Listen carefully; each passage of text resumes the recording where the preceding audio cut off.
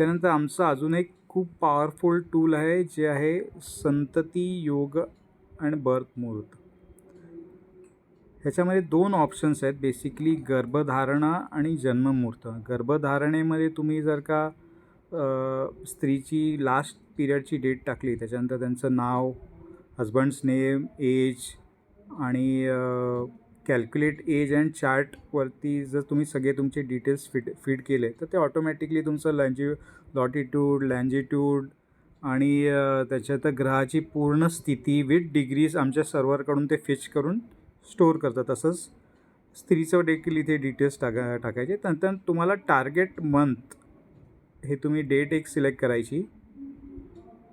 ती डेट तुम्ही सेट केल्यानंतर तुमचं हॉस्पिटलचं नेम वगैरे तुम्ही टाईप करून त्याच्यानंतर तुम्ही त्यांना एक प्रश्न लिहू शकता की मग आय वॉन्ट टू कन्सीव्ह, आणि त्याच्यावरती कॅल्क्युलेट गर्भमुहूर्त वरती आपण क्लिक केल्यानंतर तो तुम्हाला डिटेल्समध्ये सांगेल की तुम्हाला कुठल्या दिवसापासून कुठल्या दिवसापर्यंत काय करावं लागेल.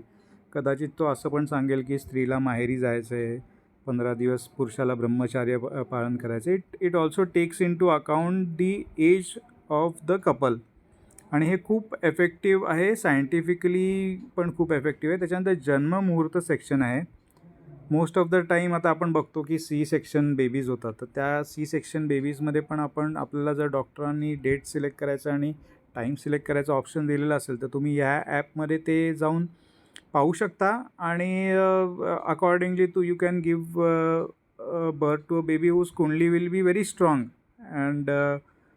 and he can help in contribution towards our progress of India in a much better way.